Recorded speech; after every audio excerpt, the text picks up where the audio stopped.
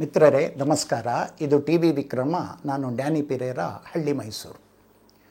ಯಾವುದೋ ನಮ್ಮದಲ್ಲದ ವೈಚಾರಿಕ ಸಿದ್ಧಾಂತಕ್ಕೆ ಜೋತು ಬಿದ್ದು ತಾವು ವಿಶಾಲ ದೃಷ್ಟಿಯಲ್ಲಿ ಯೋಚಿಸುವಂಥ ವಿಚಾರವಾದಿಗಳು ಅಂತ ತೋರಿಸ್ಕೊಳ್ಳೋದು ಕೆಲವರಿಗೆ ಚಟ.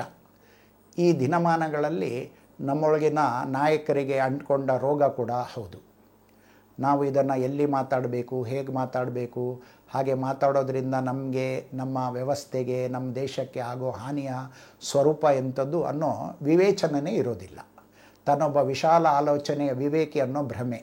ವಾಸ್ತವವಾಗಿ ಇಂಥವರು ಸಮಾಜಕ್ಕೆ ದೊಡ್ಡ ಹಾನಿಯನ್ನೇ ಮಾಡ್ತಿರ್ತಾರೆ. ವ್ಯಕ್ತಿಯೊಬ್ಬ ಉಪಹಾರಕ್ಕಂತೇಳಿ ಹೋಟೆಲ್ಗೆ ಹೋದ. ದೋಸೆಯನ್ನು ಆರ್ಡರ್ ಮಾಡ್ದ. ದೋಸೆ ಏನೋ ಬಹು ರುಚಿಯಾಗಿತ್ತು.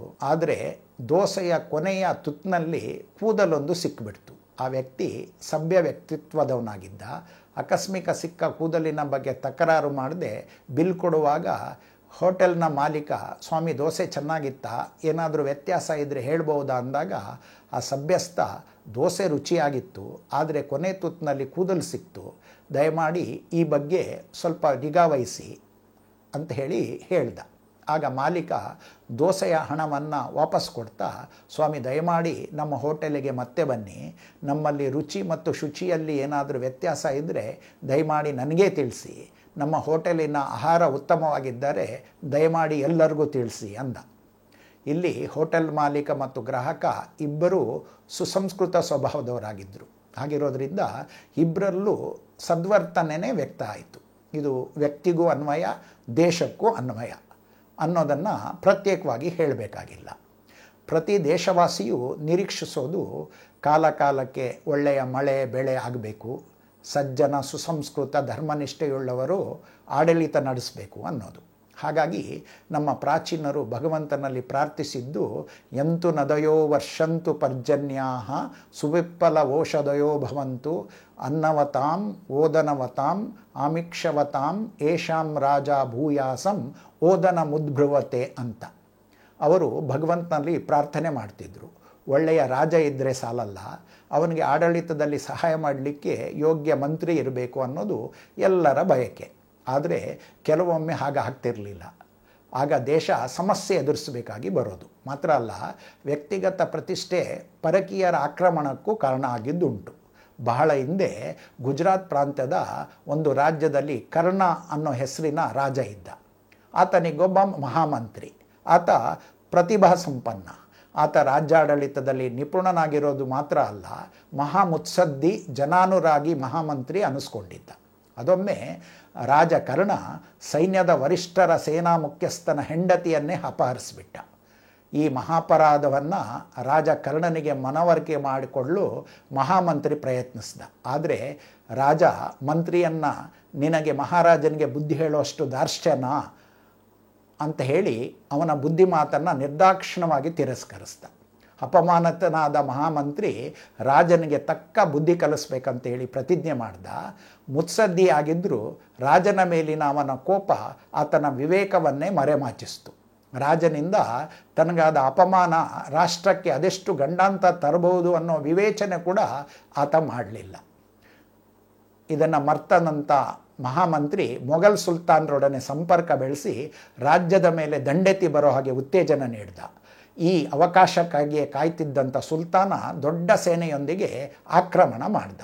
ರಾಜನು ಶತ್ರುವನ್ನು ಎದುರಿಸಿ ನಿಂತನಾದರೂ ಮೊಘಲರ ಬಲಾಢ್ಯ ಸೈನ್ಯದ ಮುಂದೆ ಸೋಲೊಪ್ಕೊಳ್ಬೇಕಾಯಿತು.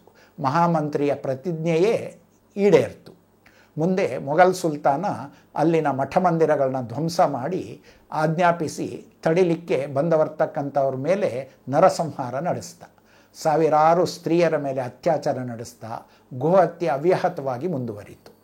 ಮುಂದೆ ಇತರ ರಾಜ್ಯಗಳು ಸುಲ್ತಾನನ ಕೈವಶವಾದವು. ಸುಲ್ತಾನನ ಸೇನೆ ಇಟ್ಟ ಬೆಂಕಿ ಮಹಾಮಂತ್ರಿ ಮತ್ತವನ ಇಡೀ ಪರಿಹಾರವೂ ಕೂಡ ಬೆಂಕಿಗೆ ಆಹುತಿಯಾಯಿತು. ಮಾತ್ರ ಅಲ್ಲ, 100 ವರ್ಷಗಳ ಕಾಲ ಭಾರತದ ಮೇಲೆ ಮೊಘಲರ ಕೈವಶ ಆಯಿತು. ಪರಿಣಾಮ ಭಾರತದ ಸಂಸ್ಕೃತಿ ಮತ್ತು ಪರಂಪರೆಗೆ ಗ್ರಹಣ ಹಿಡಿತು.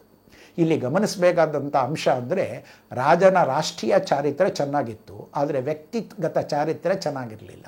ಅದೇ ಮಹಾಮಂತ್ರಿಯ ವ್ಯಕ್ತಿಗತ ಚಾರಿತ್ರ್ಯ ಚೆನ್ನಾಗಿತ್ತು, ಆದರೆ ರಾಷ್ಟ್ರನಿಷ್ಠೆ ಇರಲಿಲ್ಲ. ಇವೆರಡರ ಕೊರತೆ ರಾಷ್ಟ್ರವನ್ನು ಗಂಡಾಂತರಕ್ಕೆ ನೂಕ್ತು. ಹೌದು, ಇದು ಕೇವಲ ರಾಜ ಮತ್ತು ಮಂತ್ರಿಗೆ ಸೀಮಿತಗೊಳ್ಳೋ ಸಂಗತಿಯಲ್ಲ. ಒಬ್ಬ ದೇಶವಾಸಿಗೆ ಒಂದು ರಾಷ್ಟ್ರದ ಪ್ರಜೆಯಾಗಿ ವ್ಯಕ್ತಿಗತ ಚಾರಿತ್ರ್ಯ ಎಷ್ಟು ಮುಖ್ಯವೋ ರಾಷ್ಟ್ರೀಯ ಚಾರಿತ್ರ್ಯ ಮತ್ತು ನಿಷ್ಠೆ ಕೂಡ ಅಷ್ಟೇ ಮುಖ್ಯ ಅನ್ನೋದಕ್ಕೆ ಇದು ನಿದರ್ಶನ. ಒಂದು ರಾಷ್ಟ್ರ ಬಲಿಷ್ಠವಾಗಲು ಆಳುವವರ ಶೀಲಗುಣಗಳು ರಾಷ್ಟ್ರವನ್ನು ಉನ್ನತಿಗೆ ಕೊಂಡೊಯ್ಯುತ್ತದೆ ಅನ್ನೋದು ಎಷ್ಟು ಸತ್ಯವೋ ಹಾಗೆ ವ್ಯಕ್ತಿಗತ ಚಾರಿತ್ರ್ಯವೂ ಕೂಡ ಅಷ್ಟೇ ಮುಖ್ಯ ಅನ್ನೋದು ಸರ್ವಕಾಲಿಕ ಸತ್ಯ. ವ್ಯಕ್ತಿಯೋರ್ವನ ವ್ಯಕ್ತಿಗತ ಚಾರಿತ್ರ್ಯ ಆತನಿಗೆ ವ್ಯಕ್ತಿಗತ ಗೌರವ ತಂದುಕೊಡುತ್ತೆ. ಅದೇ ವ್ಯಕ್ತಿಗೆ ಉತ್ತಮ ವ್ಯಕ್ತಿತ್ವದೊಂದಿಗೆ ಚಾರಿತ್ರ್ಯದ ಜೊತೆಗೆ ರಾಷ್ಟ್ರೀಯ ಚಾರಿತ್ರ್ಯವು ಇದ್ದರೆ ಅದು ರಾಷ್ಟ್ರದ ಗೌರವವನ್ನು ಹೆಚ್ಚಿಸಲಿಕ್ಕೆ ನೆರವಾಗುತ್ತೆ. ಇಲ್ಲಿ ಯಾವುದು ಮುಖ್ಯ ಅನ್ನೋ ಪ್ರಶ್ನೆ ಗೌಣ. ಹಾಗಾಗಿ ಒಬ್ಬ ದೇಶವಾಸಿಗೆ ಹಾಗೆಯೇ ರಾಜ್ಯ ಮತ್ತು ದೇಶವನ್ನು ಆಳುವವರಿಗೆ ಇರಬೇಕಾಗಿರ್ತಕ್ಕಂಥ ಗುಣರತ್ನಗಳು ಇವಲ್ವೇನು? ಬಂಧುಗಳೇ, ಇಲ್ಲಿಗೆ ಈ ಸಂಚಿಕೆ ಮುಗಿಸ್ತಾ ಇದ್ದೀನಿ. ಮುಂದೆ ಮತ್ತೊಂದು ಹೊಸ ವಿಷಯದೊಂದಿಗೆ ಮತ್ತೆ ಭೇಟಿಯಾಗೋಣ. ಅಲ್ಲಿವರೆಗೆ ನಮಸ್ಕಾರ. ಒಂದೇ ಮಾತರಂ.